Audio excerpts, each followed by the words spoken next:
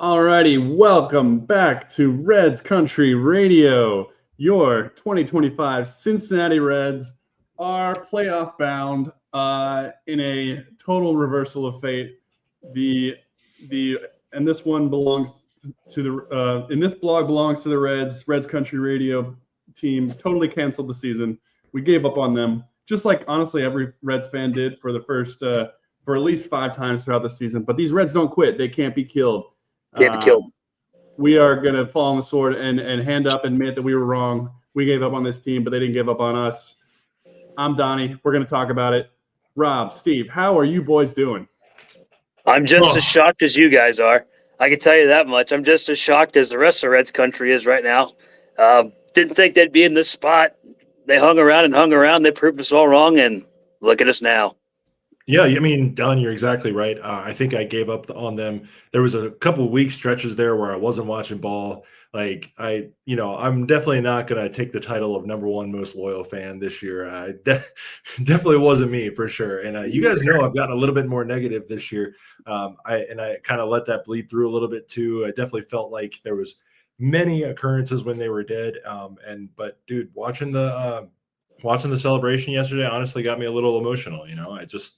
I think, well, and for us, I liked that 2020 season, but most people, I guess, just weren't watching or not really caring at all. Obviously, different stuff going on that season, but it definitely felt like more people were bought in and excited yesterday than in 2020, which I'm good with, and it was a completely weird year. So I'm honestly fine with us just not really counting that as a playoff appearance. And just first one since 2013, man. It's been a fun ride, and I'm just glad to be here.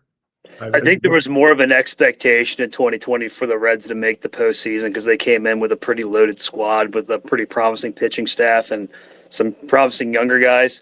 I think this year was more or less just like, hey, we have a team that could be good enough to do it, and they had a couple breaks go their way, and it worked out for them. Yeah, well, and then the other thing too was that it seemed like they just had a problem for so many years so many weeks there where the Mets were flailing, but the Reds just couldn't take advantage. And it did seem like it was going to be a thing where the Reds were just going to, keep chipping away, but they were never in a playoff spot until last Sunday. That was the first time they were in a playoff spot, since April, and playoff spots don't mean anything in April. And I don't know, man, I have a little connection to the clubhouse. I know Rick Stowe, I went to grade school with his daughter. Right. My dad randomly knows him and hits him up for bobbleheads every now and then. Weird connection, I know. But I don't know, just seeing him being in there and handing out champagne and shirts to the guys and stuff. Awesome. It's just one of those things where it made me emotional. And then seeing Jim Day so excited, he probably didn't get that in 2020, that experience of being in the clubhouse and stuff. So I think it's a cathartic experience for fans, and also the players, the staff, even Nick Kroll. I know he's not really the most excitable guy in interviews sometimes, but even he seemed kind of relieved yesterday. So I think yesterday was a big little bit of catharsis. Even if they lost game 162, doesn't matter. Doesn't matter. Hey, the 1990 Cincinnati Reds clinched the NL West on a day they lost as well. So, I mean, that historically speaking, that bodes well for us going into this postseason. Yep. Steve, did they even allow celebrations, locker room celebrations in 2020? I bet they didn't. Well, I remember because I remember tweeting videos of Tucker Barnhart telling David Bell to hit a gong or something whatever was going on that year. But I imagine the press didn't cover it as intensely. No, yeah, you're right. It was a Zoom thing, and so it was kind of one of those deals. So I don't really think it was a big thing, but I don't know. It was just great to see. And then shout out to the Brewers. It's pretty common, but I do want to give them a shout out for putting the little clinch graphic on the scoreboard. Yeah. I guess the Reds had to celebrate in the clubhouse and then wait until the run the bases event was done to go celebrate on the field and smoke their cigars on the field and stuff. But still very cool for them to do that. Division rival, you don't have to do that, but I guess we did that for them in 2018 or 2019 when they clinched. I saw a graphic of that. We put congratulations Brewers on the video board out in left field. Yeah. Oh, that's cool. I didn't know. So we were kind of returning the favor there. As a number one Brewers hater, I'll say in the fan base, not just on this podcast, that was a cool moment for them. So, Steve, do we hate the Brewers? I feel like we have a personally, I do. Healthy I respect for them. well, I think personally, I hate the Cardinals more than I hate the Brewers. Same. People get mad at. Well, I think I hate them because they've like just beat us into a thin paste over the past few years. Like even since 2021, they've pretty much owned us. And I think also like it got to the point where like they were praising Jackson Churio for being the youngest player ever to have 20 home runs and 20 stolen bases. I was like, are we really celebrating in 2020 accomplishment? Like, I know he's only 21, but I was like, that seems a little weird to be celebrating that. But anyway, enough about that team. Let's focus on our team, Don. But yeah, no, I thought Jim Day made a good point to a couple guys when he was interviewing them.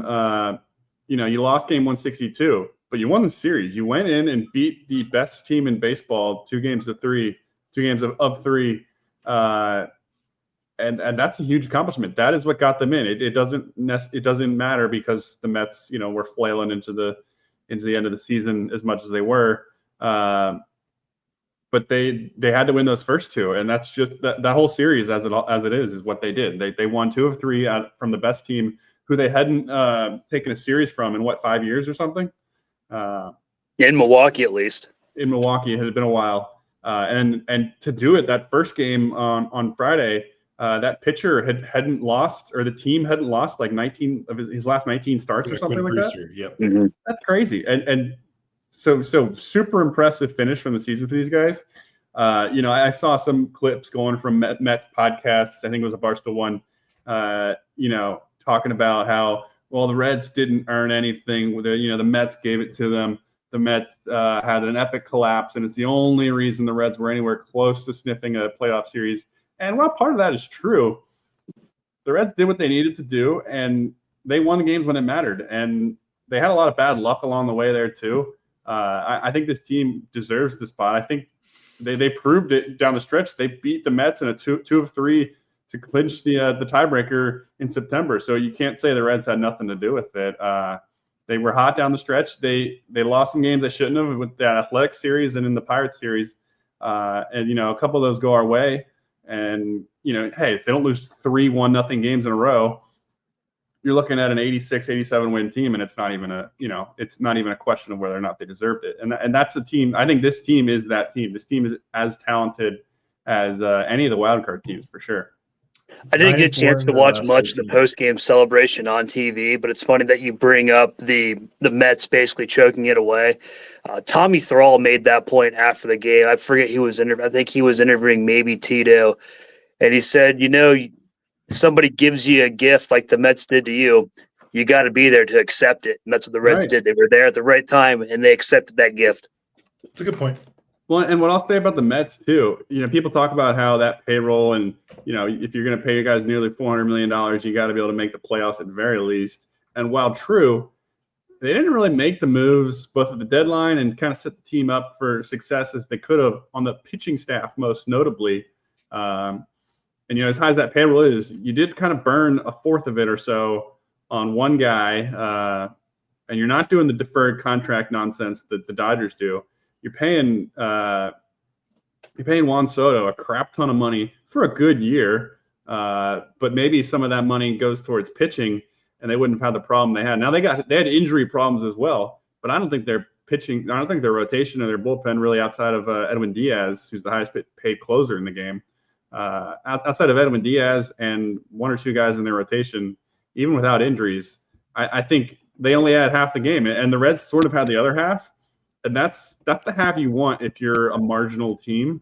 I think if the pitching can keep you in it, any team, down to the Rockies and the crappiest teams in baseball, any team can get hot at the plate on any random day. And if your pitching staff is keeping you in it, great. If not, you're going to lose a lot of games 11-8 and such. But you're going to luck into some 2-0 wins every now and then. And in the playoffs, you only play one series. You only play 3 games, 2 games. Anything could go our way, and that I think this team is set up for success better than that Mets team was. Yeah, the Mets were potentially looking at going into the postseason with 3 rookie starting pitchers. That's just something. That's something big payroll teams like them don't really do. That's not a recipe of success for them, for a big payroll team like that. Well, and then that's been the thing like that we've talked about a lot with this Reds nucleus now that it's been formed around Greene, Abbott, and now Lodolo as well, is that if you get those three guys into a playoff series, anything can happen, especially, you know, with how important starts have become in the playoffs now. You know, there was a couple of years where starts became less important, but now just with the length of the postseason, it becomes imperative for you to have good starts, because then you just burn your bullpen if you don't have a good start. So, you know, exactly right, Rob. Like they had a lot of young guys. Like, you know, to be honest, I was listening to a few things about the Mets and how they kind of choked down the stretch, you know, as any good Schadenfreude fan does. But you're right. You know, a lot of young pitchers, their bullpen kind of imploded. And also, like, I mean, my favorite Frank the Tank stat, he was funny because he was not screaming in his reaction video yesterday after the Crash Out podcast, but and on his appearance on that TV show early, the Wake Up Barstool TV show earlier today. When he actually talks ball, it makes a lot of sense. He's like, you know, they were 0-70 when they were trailing in the 8th or later, which, you know, not many teams have a winning record or even a good record when that's kind of how it works. But for the Mets to not turn around any of those games in that stretch, and the Reds did, like the Reds were able to turn around a couple of those games. Like how many games, you know, like I think about that first Blue Jays game, for example, like, you know, there's a couple other, like, you know, I think like there's like a Diamondbacks game or something in there where like they've turned around a couple of those games when they weren't earlier in the season. And, you know, I think our coming from behind record got way better in the second half of the season. Yeah. Well, and then, you know, our guy Talking Jake from Talking Baseball, I'm glad, I'm happy for us first and foremost, but I'm also glad for him because I think he's been hyping up the Reds ever since I've been listening to the Talking Baseball show, and it finally paid off for him this year, and I'm happy for him because of that. But he always talks about, you know, if you just have one good month and then you kind of just let it ride for the rest of the year, you're probably a postseason team. And now 83 wins is a little bit low. I mean, our example for the last couple of years has been those Diamondbacks from 2023 that went 84-78 and they still got in the postseason. But, you know, just look at the months this year, guys. I mean, they went 33-32 in the back half of 2025 after the All-Star break. But, you know, their best month was really June, where they went 15-11. They went 12-15 in August, 14-11 in September. There's not really a month that stands out. They were never they never had a terrible month or a really hot month. They kind of just stayed between the 400 and 600 winning percentage the entire season, and they're in. So you're right. You know, I know people are talking about like 162, and sometimes I wasn't built for 162, boys. I'll just be I'll just admit hand up, me as well. But we proved that with our last podcast. Yeah. But hey, credit to them. They must have heard us because they went 13-8 after we canceled. They got that series win. Well, then won the last two games of that series, which got them in the playoffs. That was a really huge moment that now that we look back on. And they stayed together. They stayed resilient. They even got swept after that series too, and they still stayed together and went 9-4 in their last 13 games. Like that's pretty dang good. You know, that's not a team that backed into the postseason. They earned their way there. For sure. Yeah. And a lot of things had to come together for that to happen. You know, you saw a pretty big impact from young guy Sal Stewart, who I guess is playoff eligible. You saw some great pitching down the stretch. You know, Miguel Andujar, another one of the additions at the deadline, had a great home stretch. And with Austin Hayes now healthy, I feel like you got a great lineup. You can mix and match. So it's exciting. I think they're going to have as good of a shot as anyone. And we can get into that in a sec. I wanted to hit on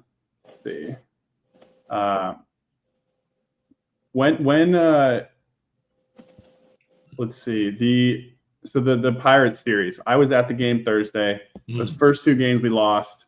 Thursday game was electric. That was the Marte home run robbery to preserve a 2-1 win. It's the play of the year. Absolutely incredible environment. It was an incredible catch from a guy who's just learning right field.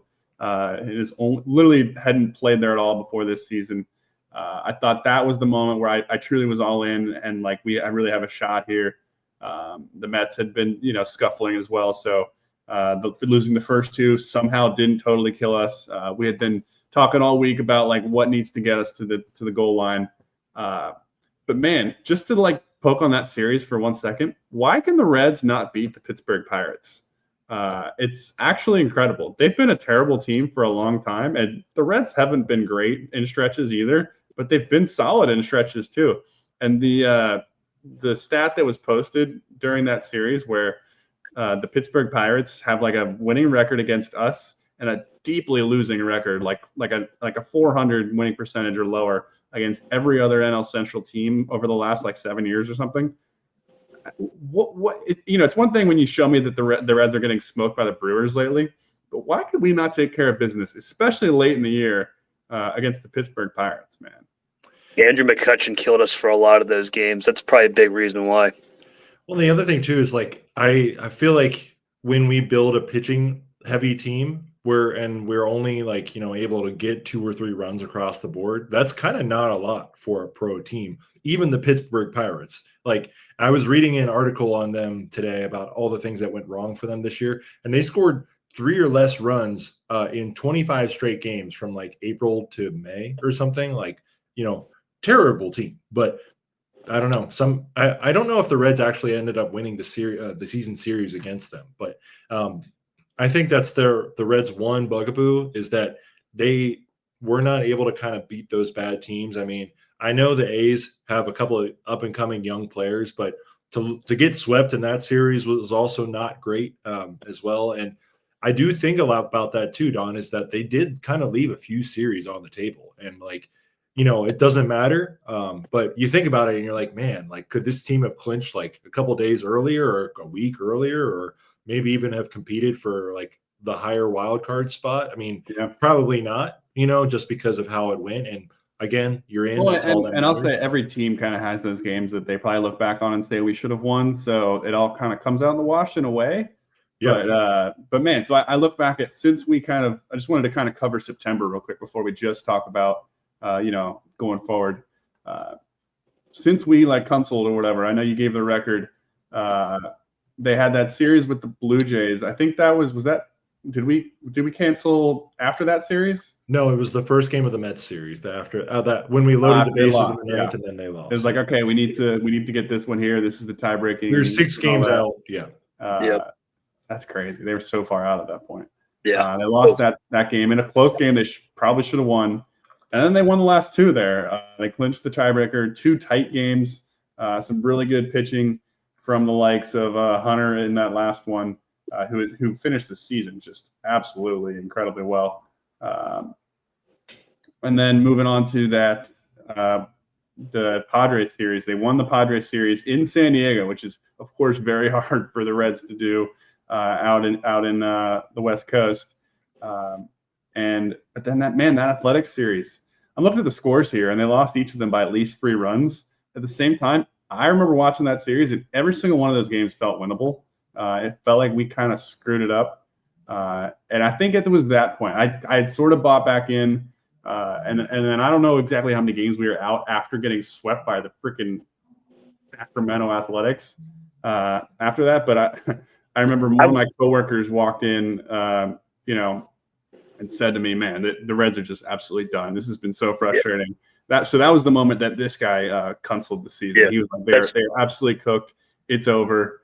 That's when I jumped off, admittedly. Yeah. I mean, some of us were trying to cling to hope at that point. I think after that point, it's the middle of September, and I think we had a 3% chance to make the playoffs at that point. Yeah, was it like after our first loss to the Mets on September 5th that we had like a 1.2% chance to make the playoffs, something like that?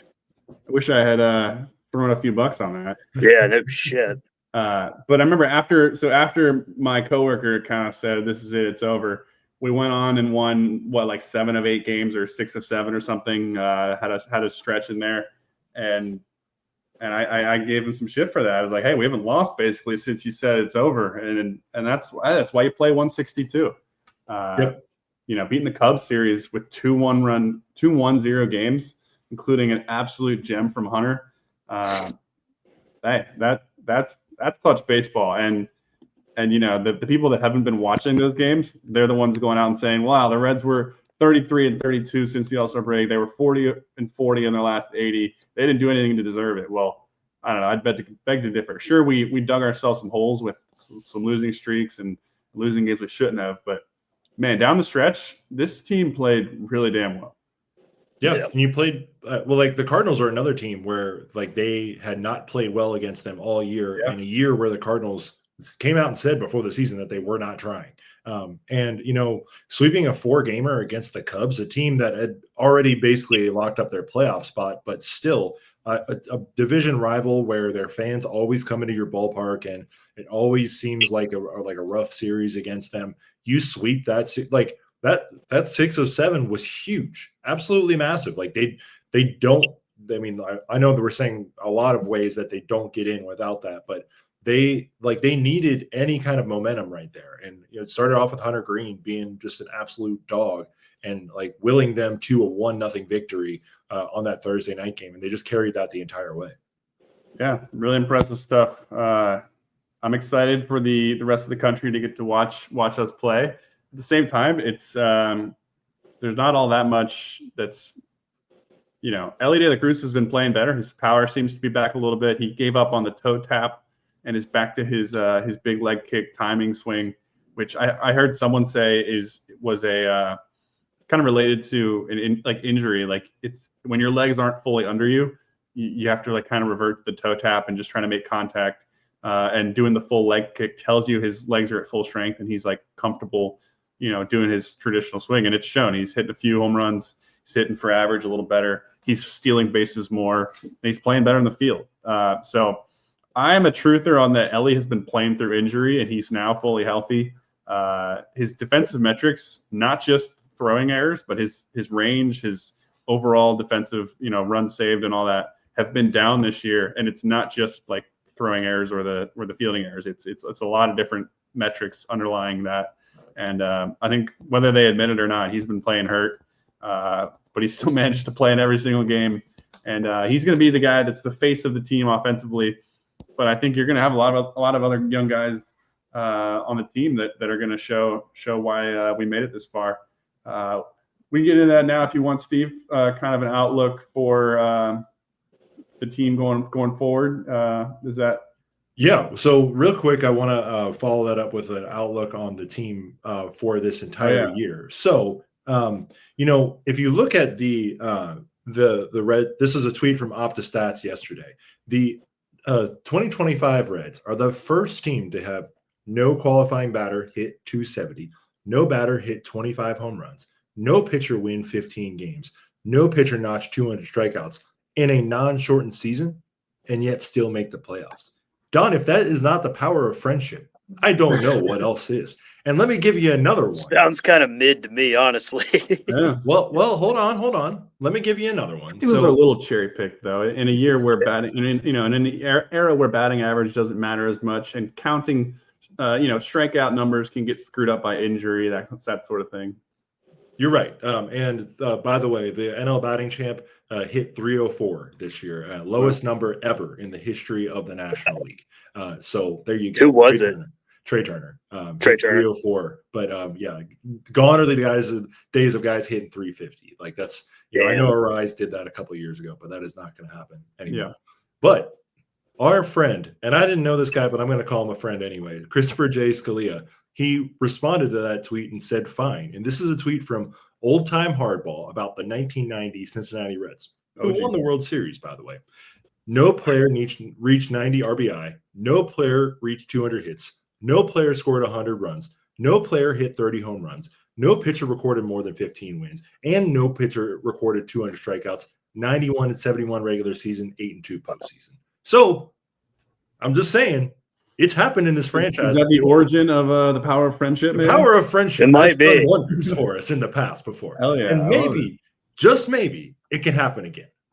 And what was it? The last series that we won was also against the Dodgers in 1995, right? That's right. That's correct. The highlights from that are great, with Jeff Brantley getting the save or the final out at least, and what was it? Al Michaels on the call. Yes, it was that's pretty awesome. Yeah. So, I mean, just looking back on that, and it was definitely like a team effort this year.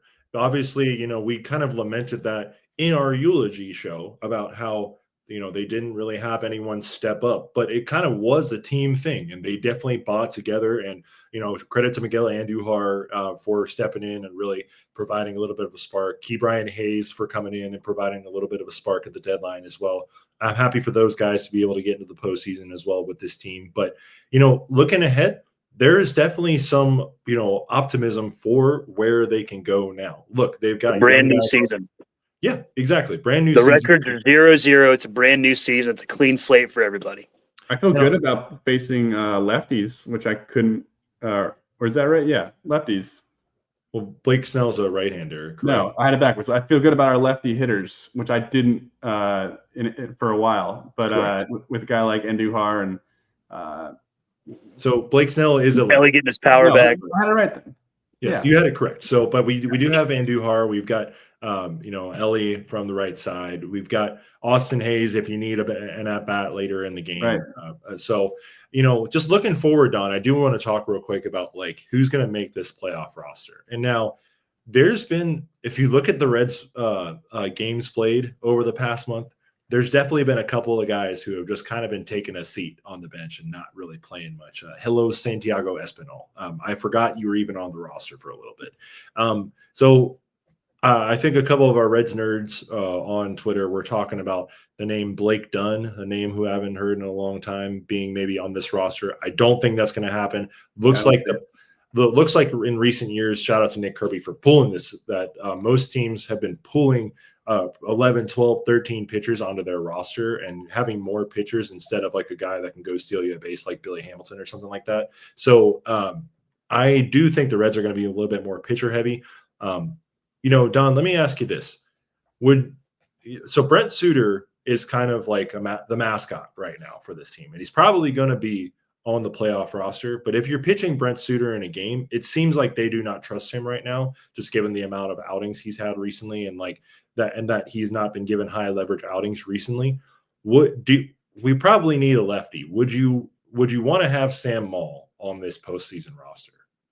At least for the wild card round. Yeah, I saw some speculation there. I don't really understand why Brent Suter doesn't pitch more than he does. I don't think he's that bad. At the same time, someone who can go 3 innings when you're not in it, let's say, I think that's valuable too, because especially if you make it past this first series, your series from then going forward are 5 games and then 7 games.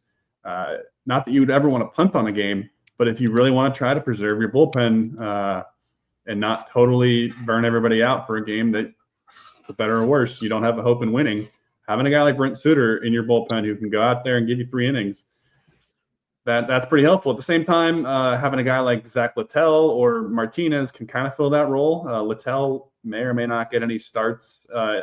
I kind of hope he doesn't, but he could also, of course, be the long man out there.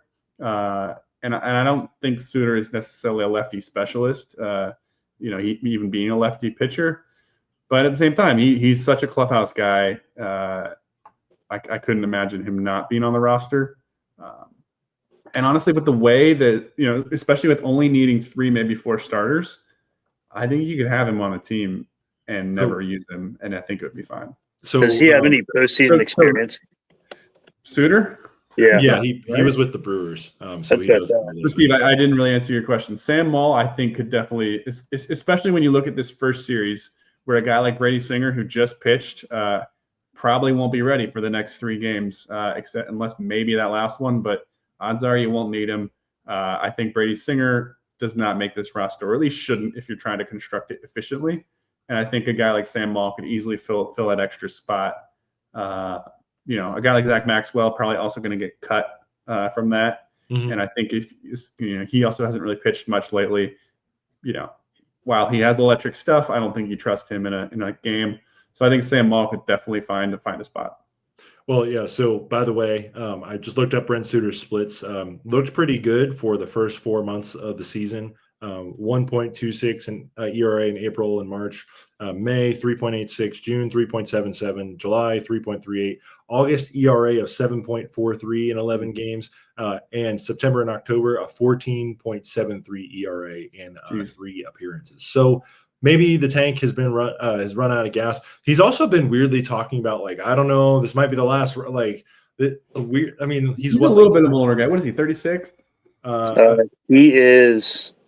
I have him pulled up right now. Yes, actually, right. yeah, he's 36. Yep. Yeah. So I mean, it's possible that it could be at the end of the run. You never know, but that's probably why, Don. I honestly would not be surprised if Suter was not on the roster. I mean, maybe you just need a vibes guy. Every playoff team needs a vibes guy, and Brent Suter is definitely the vibes guy. So just for the vibes portion, is a guy like that. If you're not on the roster but you were on the team, are you allowed to be in the dugout? Well, so I was listening to Talking Baseball today, and they talked about how, Kershaw wasn't going to be on the wild card roster for the Dodgers, and that, they were sad that a guy with those vibes wasn't going to be in the dugout. So I assume that you can't. But I feel like I've seen that before. Not really sure on that rule. But like if you were on the injured list, you're allowed to be there. Yeah, that's a good point. But so I wonder, honestly, you could give him a phantom injury or something. Yeah.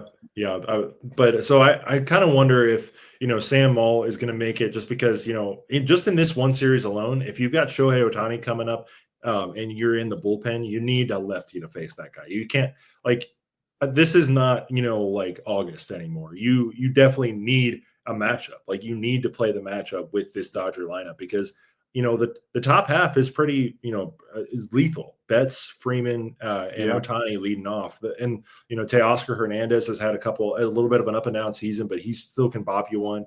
The Dodgers probably won't have Will Smith in this series, and the bottom half of that lineup is not as intimidating as the top half. But when the top half has 6 MVPs combined between them, you can't really take that to chance. So I would like to see what the Reds' plan is, but I that was just at least one that I thought would be on there. And then I hope Will Benson makes the playoff roster. I'll be sad if he doesn't. That would be crazy. I mean, he's been really solid lately. And I look around though, and I don't know who you would cut. I guess Espinal. Probably Espinal. Stewart's probably going to be on the roster. I would be surprised if they cut him. I think he should be on the roster. He's been playing pretty well for them. So, what did you think, Steve, of some of the comments? He's got a legit thump too in his bat. Yeah. So speaking of that, though, what do you think of some of the comments around? Do you try to add a guy like CES or Rhys Hines to the roster just to get some thump off the bat? I mean, neither of those guys hit the ball well consistently, at least when they were up. But they have power, and just having power in a playoff series can be huge. We've definitely seen big home runs from nobodies over the years. Yeah, I think I lean Rhys Hines there, honestly, because we've seen him do it. Whereas CES, he kind of went away and has not he's returned. Only has an 803 OPS in AAA this year, and Rhys Hines was the Bats Player of the Year this year. So just within that comparison there, I would definitely go Rhys Hines, because he did it for us in Atlanta, and he showed the ability to hit the breaking ball in that specific instance. But I think the weird thing too is that we don't really know what this Dodgers bullpen is going to look like. They clinched pretty early, so they've been using this time to last couple weeks to just try and figure out what their back end is going to be like. And honestly, I don't think anybody knows until we see it. There's talk of Roki Sasaki going into a closer role. Tanner Scott and Blake Trinan being back there. They've got a lot of different arms. And I saw on the Fangraphs preview of this series that it's an enigma of a bullpen back there. And we have no idea what's in the mystery box. Oh, they said mystery box officially. Mm-hmm. So. I was watching MLB Network at lunch today. I caught a little bit of a segment. They were talking about the Dodgers bullpen. A lot of those guys have ERAs over 3.5. So I was looking at that, and just that off the rip makes me not really fear their bullpen as much as I thought I would. But I think we have more of a chance if we get to their bullpen for sure. I was talking to that about that with somebody. The way that every MLB playoff game has gone, it seems, for the last decade, is starting pitchers, no matter who it is, if they get into any trouble at all, and it's after the third inning, they're going to get yanked. And it's going to be bullpen heavy. And, especially before the days of the pitch clock, that's why we were seeing like 4.5-hour long 9-inning baseball games, which for the baseball hardos like us, it's great. But man, it's what I'm curious to see is how Tito uses the starting pitchers. But considering that bullpen use is the big heavy point, I think we have a better bullpen than the Dodgers. Not only do I think we have as good of starting pitching. I think if we do have to go to the bullpen, I think we have them beat there, especially with how guys like Connor Phillips and Chase Burns have been pitching lately. I think our bullpen is as good as anyone's. I think it's better than Dodgers. But that's the whole thing. Can we get there? Can we get them out of sorts early? Can we work counts? Drive up that pitch count early. I think that'll be huge. At the same time, I'm curious to see how Tito will actually manage our bullpen usage, because you have a guy like Hunter Greene who could go 7 or 8. If he gets in trouble, I think he can work out of it. But what would the leash be like there? I mean, Tito, for better or worse, is a pretty traditional manager in some of those regards. Are we yanking Hunter Greene in the 4th inning if he walks a guy or gives up a hit? I'll be very curious to see how they do that. I still think if let's say both teams are in a yanking their starting pitcher in the 4th inning kind of situation, I trust our team there. But I also have no idea. Will he let Hunter go? If Hunter's absolutely cruising, will he pitch 8 innings? That would be great for the bullpen going forward. Steve, where do you see that balance leaning?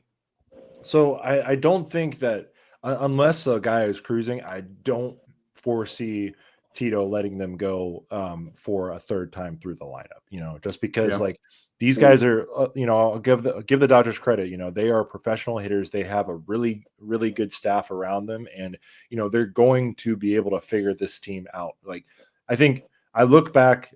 So I was in Arizona when the Diamondbacks played against the Dodgers in that series, and they did have guys go 6 innings, and obviously, and the Dodgers were kind of running on fumes that year. Different team, But I think the key for the Diamondbacks in that series, and they had to win 3. They didn't have to win 2, but key for the Diamondbacks was to get 6 innings out of their starters, and then keep that equation in the bullpen light. And I think.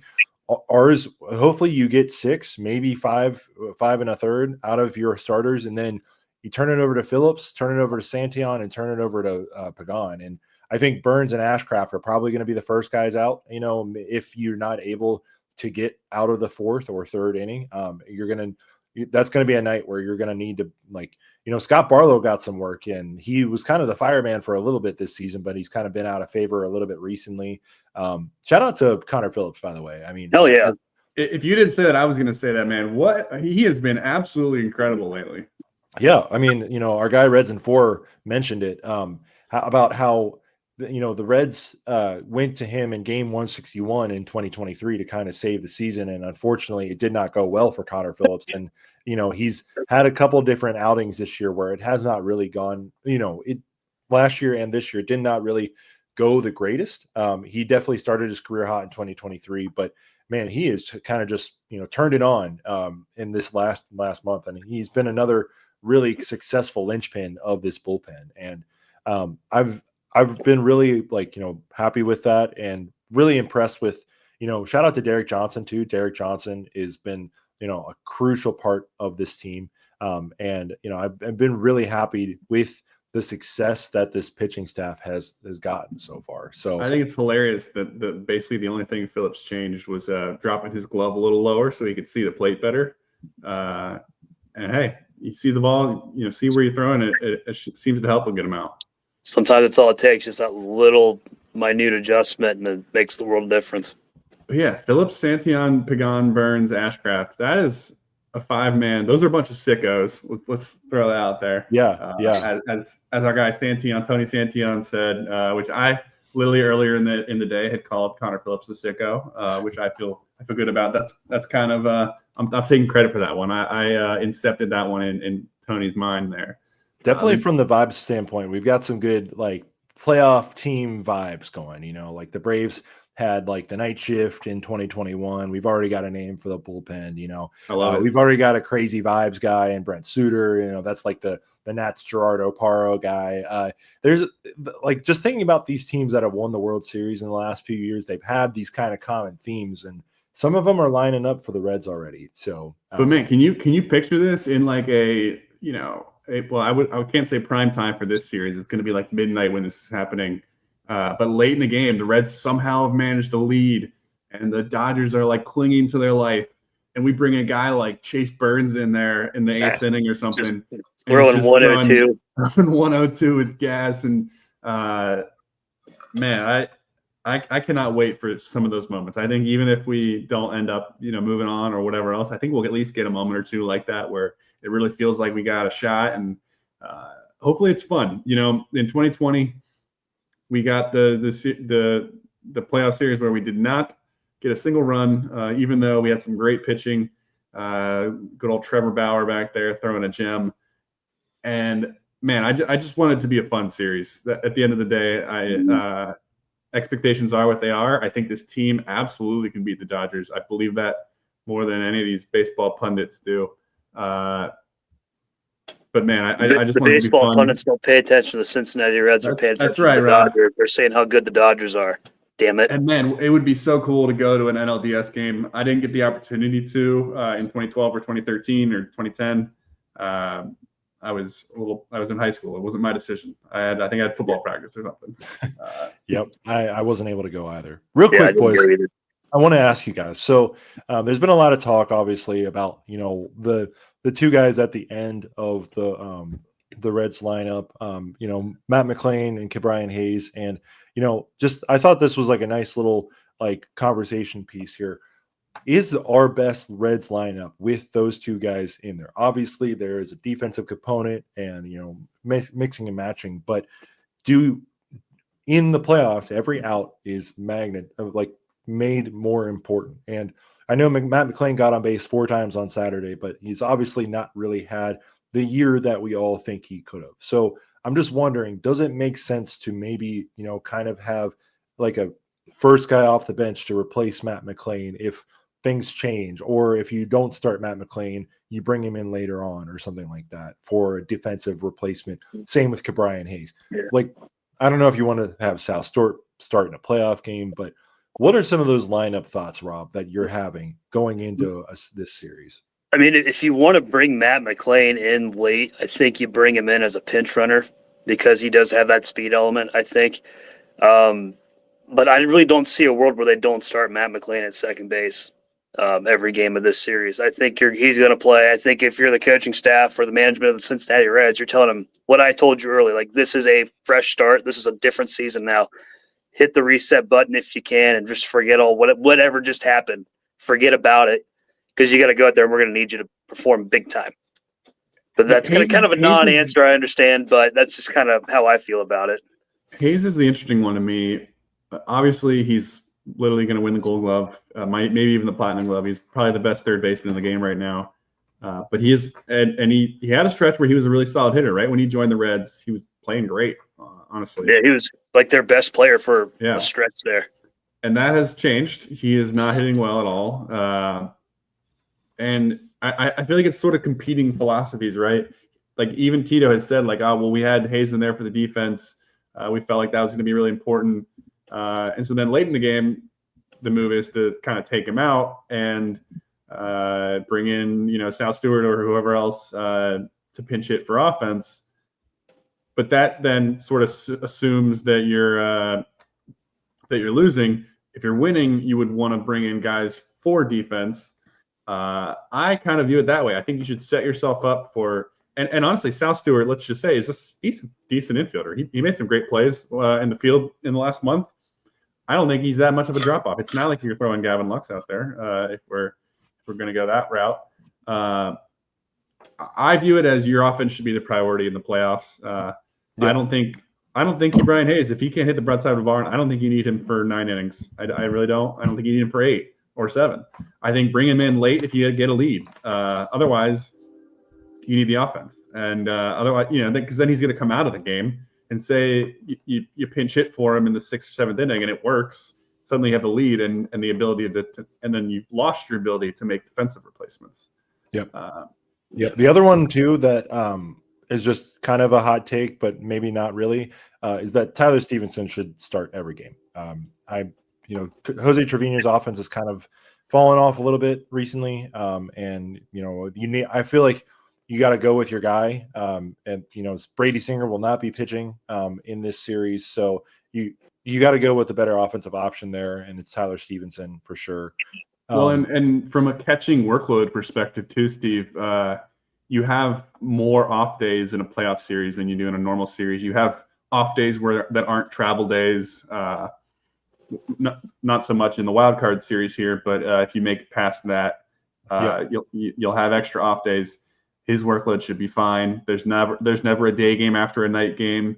This is the postseason, no offense, but I know catching is a huge wear and tear on your body, but this is his opportunity to go and get it. It's now or never. Yeah, so he's it's no off days here. So stand tall behind the plate and hit a couple backside bingos while you're at it. Yep. Help move this team on. Let's go. Yeah. Yep. And then the other one, is Blake Snell is gonna start in game 1 for the Dodgers. So definitely Miguel Andujar will be the DH. But the Reds recently have dropped Ellie out of the 3-hole and into the 5. And they've had Marte, Friedel, Marte. I forget who was in the 3-hole yesterday, but Andujar's been in the 3-hole a little bit lately. Would you want Andujar in the 3 and then Ellie in the 4, or would you want to keep Ellie at the 5 just because? Keep Ellie 5 or 6, I think. He seems to be more comfortable there for now, at least. And that could just have coincided with him being healthy again. But man, it's his first playoff run, and Andujar had to have played in the playoffs with the Yankees. You got a guy like Gavin Lux who's got plenty of playoff experience. I'd rather have them batting ahead of Ellie. For this first one. No, that's what I was right. It was Lux yesterday. That was in the 3. Yeah, there you go. Hey, Gavin Lux at Dodger Stadium. He's played in playoff games there before. Oh, yeah. I thought he was funny on the interviews in the clubhouse where they were trying to get some thoughts out of him, and he was very measured. He's like, it is what it is. This is pretty normal, standard stuff here. He's just like, I've been to plenty of these, done this a bunch of times. I make it every year, When you think about how many times, even if you just win. If you win the World Series and you only go to the playoffs 1 year, let's say, you're popping champagne 4 separate times in baseball now. It's kind of ridiculous, honestly. Yeah, isn't baseball the only sport that pops bottles after each round? I don't think the other sports do. It's gotta be, dude. It has to be. I don't know. Football definitely doesn't. No, like hockey. If you win the Eastern or Western Conference in hockey, the players don't touch the trophy because that's not the trophy they want. They're superstitious about that. Yeah. Yeah, I feel like they probably celebrate clinching the playoffs, but then maybe nothing until. I just don't remember seeing maybe baseball is just more of an alcohol culture than the other sports, just because you gotta rest day the next day, and then it's the George Carlin bit magnified there. So, but it's the sport that you can play 160 times in 880 days or whatever. Baseball is played in the park. Football is played on a gridiron. There you go. But that was kind of what I kind of the other questions that I've been kicking around, and it's the fun part, now that we actually get to talk about. It's probably not the most interesting conversation in game 30 and 40 and 50, but when it matters and all of these decisions are magnified, that's kind of it's kind of been some of the stuff I've been thinking about today. So. And you know what? For all the things I've given to Tito this year, I do like that we have Tito in a playoff scenario here where he's been there, he's done this, he knows what these games are like, and he's able to manage through those games. And this is, obviously we had questions about how he managed his team throughout the season, but clearly the guys liked him, respected him, and were fans of him. And this is. If you're the Reds, this is why you brought in Terry Francona for this series, right? Well, I'll say that people have, in my other group chat were saying, well, we would have already been in the playoffs, or we would have clinched playoff earlier with David Bell. And Francona has made some questionable decisions down the stretch. I don't think there's any arguing that. Obviously, those are 2020 in hindsight. It's easy to say you got it wrong when it doesn't go your way. I think the impact of Terry Francona that maybe my buddies aren't realizing is that behind the scenes stuff, especially in the playoffs. The clubhouse kind of talks that he's giving, the way he's probably getting these guys ready, that doesn't have anything to do with when you pull a bullpen or when you pull a starting pitcher or, who you go to out of the bullpen, who you put in the lineup and who you don't. Those are important, no doubt, but getting these guys ready to play and which he did down the stretch here. We won 8 of 11 or whatever it was down the stretch when David Bell's team did the opposite of that in 2023 when they had the exact same opportunity, which side point, but I think it's funny when it was like mid-September and we had it, or it was even later. And no, it was mid-September and someone was like, oh, when did we have a magic number in single digits? When was the last time? It's got to have been so long. And I was like, well, September of 2023, 2 seasons ago. I think I was wrong there. I think the magic number got to 10 before we went on a tear. But it's basically single digits. And I wanted, I don't know. People have been like, oh, it's been so long since we've had, anywhere close to playoff baseball or anywhere close to important baseball late in the year. And maybe people will forget about those seasons because they were the Mets of that year, in 2023 in a way. Not that they ever had the best record in baseball. Yeah. No, you're right. That team was in a playoff position. They did have the best record in baseball that year. The Reds? Or no? Yeah. The Reds in 2023. Yeah. There you go. Like they were leading the division. They had when they went on that insane run. Yep. Yeah. We won 12 in a row or whatever it was. So when people act like we haven't had, baseball, it's because the season fell apart there at the end and you just kind of forget about all of that. But we were in a playoff position on like September 16th or something of 2023. And we lost a lot of games down the stretch. David Bell did not prepare that team for that stretch run, for those late September games. And Terry Francona did. So say what you want about his actual decision-making, but I think there's so much more that goes into the manager position that we don't see as outsiders. For sure. Terry Francona has 44 postseason wins. That's good enough for 7th all time. The guy ahead of him has 56. Guess who that is? Is that Sparky? Dave Roberts, the guy we'll be facing on the other side of the diamond. All right. I bet that list is most of those guys have been there, done that, and they have the T-shirts. So we're in for a manager. If you like managerial chess masters in baseball, you're going to get one all series. And who got one of those wins for Terry Francona back in 2004? Dave Roberts. Dave Roberts. Absolutely. So it's kind of a full circle moment. But no, Steve, I imagine most of that list is newer managers just because of how many more games there are than there were. You're right. That's a good point. Why did I say Sparky? I'm dumb. They played like 2 series back then. It is kind of a shame of you wonder how many more teams could have been in the mix if there was a wild card at all or even more wild card spots, in the 70s, 80s, and 90s. But 1999, baby. So the guys sitting at 5, 6, and 7 all-time postseason managerial wins are Bruce Bochy, Dave Roberts, and Terry Francona, and all 3 of them are still active. Yeah, good point. Impressive. Real quick, we didn't touch on these in the celebration notes earlier, but I did just want to mention them real quick. Some of the best parts of these, go ahead, Don. Yeah, we wanted to touch on this at some point. It's a good way to wrap the show. So I actually kind of also wanted to mention, I didn't get a chance to butt in, but just how surreal it was to see these guys that we've been following, do the champagne locker room celebration. It's surreal to me looking through the carousels on Instagram that have been posted with the guys just pouring beer all over each other, smoking cigars. I thought it was so cool. Refusing to wear goggles so they can feel the burn in their eyes. Yeah, who was talking about that? Some of those interviews Sal Stewart, yeah. Some of those interviews are just incredible, man. And it's with how this team has struggled over the years and how they've even had good teams that just couldn't quite make it there. It's surreal to me to see those guys get to celebrate like that. And so I've loved it. And that watching the post-game show and seeing Jim Day interview those guys and all the clips we got on social media, I'll throw some out there. But what were your guys' favorite moments that you either saw on social media or through the post-game show of the locker room celebration in Milwaukee? Yes, like I said, I didn't get a chance to watch a whole lot of the post-game celebration. I was listening to it on the radio, so I was getting a lot of the the Tommy Thrall interviews.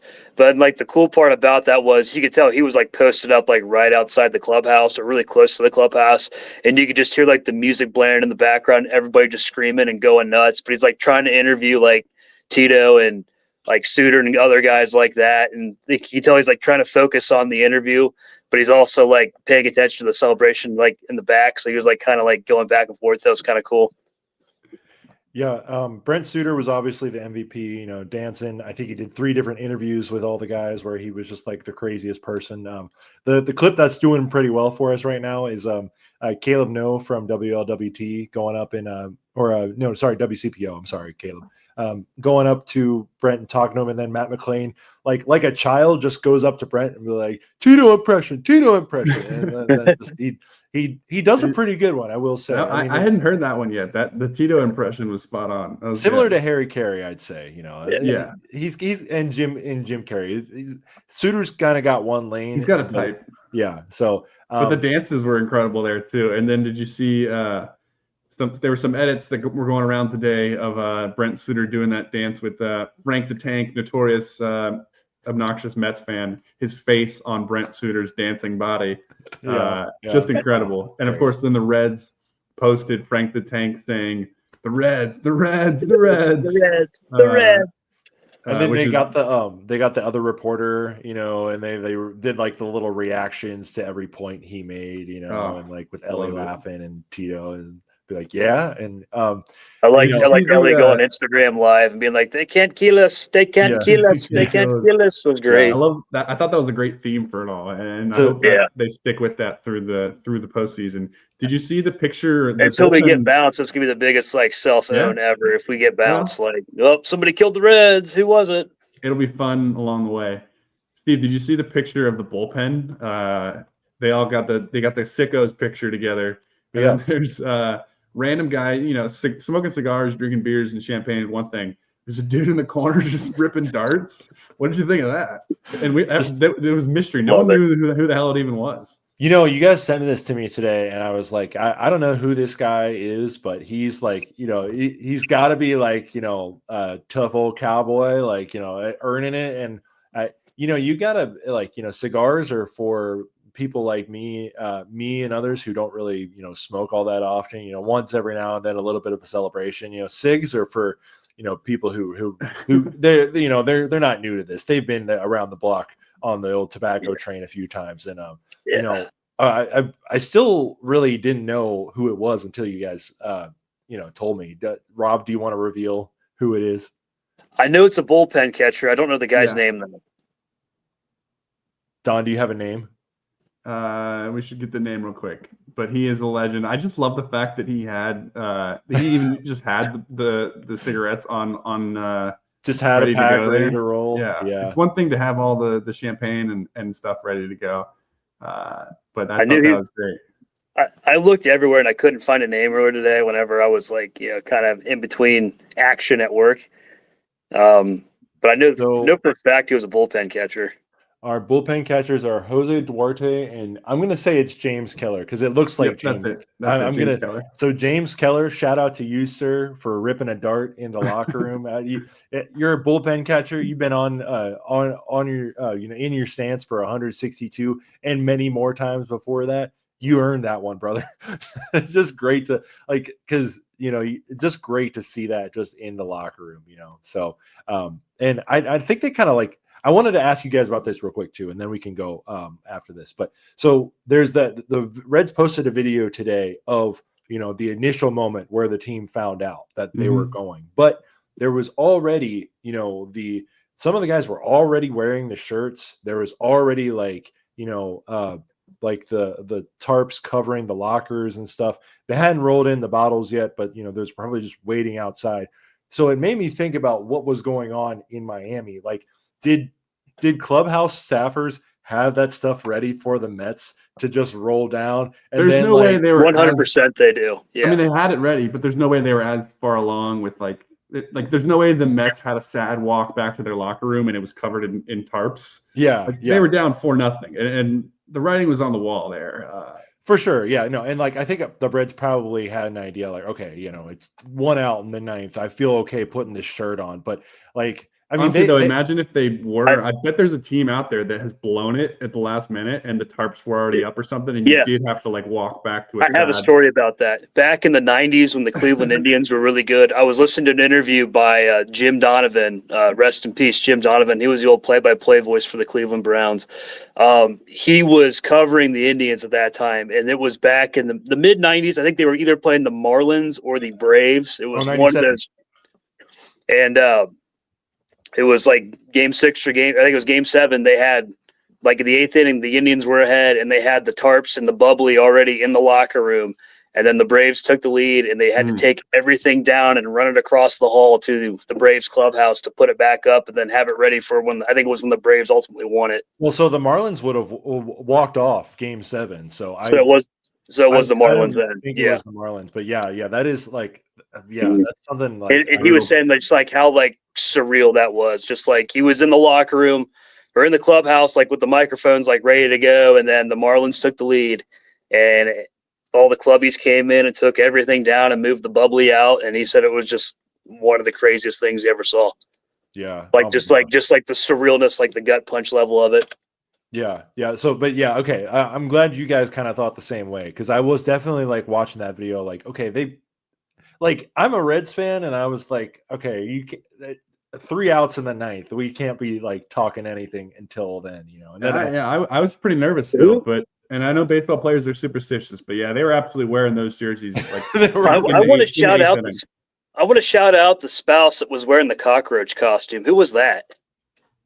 I thought it was TJ Friedel's spouse. Was it Friedel's wife? Oh, I think it was. It was. That was awesome. Brunette girl. That was incredible. I loved that. Yeah, that was great. Hey, they cannot kill us. They can't kill us. That was the whole theme of the end of the season for the Reds. Nick Martinez kind of went viral for saying that in the post game, but I want to know who came up with it. It's awesome, but yeah, having the. Yeah, I think we should end on that point, and I want to emphasize it by pointing out how disrespected these Reds have been, even down the stretch here and in the playoffs. I don't know if you guys noticed the details here. So when each team was sort of announcing the playoff, they're announcing their pitchers, announcing the times. The Reds, of course, posted a nice graphic with all 3 start times in LA at 9 p.m., in LA at 9 p.m., in LA at 9 p.m., Tuesday, Wednesday, Thursday. And it, had the little note, Thursday if necessary, whatever. Very normal post. The Dodgers only posted Tuesday and Wednesday. They didn't even have a Thursday if necessary. They are convinced that it will be a 2-game series. Yeah, it is. I would love to prove them right. I would love to go out and take the first 2. Hell yeah. It's so disrespectful to not even throw the if necessary Thursday game on there. No one respects the Reds. That's called bulletin board material, boys. That's what that is. Absolutely. Yes. They don't respect the Reds, and they don't know that we can't be killed. That's right. They cannot kill us. They can't kill us.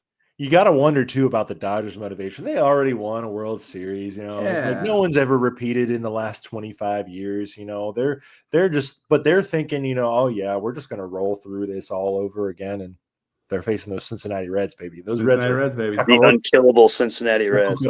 They cannot be killed, baby. All right, boys. 3 straight 9 p.m. games here. Hopefully just 2. I'm ready to stay up late and be an absolute shell of a human at work the next day. I'll drink a nice little 8 p.m. coffee. That'll be great for me. Should we plan on potting after this Dodgers series when we win it? After the series, for sure. We'll do it between each series on the way to the World Series. Hell yeah. That's what I love to hear. Damn right. Let's go. Let's win a series, boys. Let's do it. It's time. Let's do it. First time since 95. I think that's great. It'll be the first one that I guess I was alive. Rob and I were alive for that last one. Steve was not. But not that Rob and I were forming any memories at that point. So I was 1 year old. Yeah. Hey, let's do it, boys. Let's do it. Let's go. Come on, Red Legs. That'll do it for this edition of Reds Country Radio. We'll talk to you on the other side of a nice beat down of the Dodgers. Go Red Legs. Go Reds, baby. Go Reds. Hey.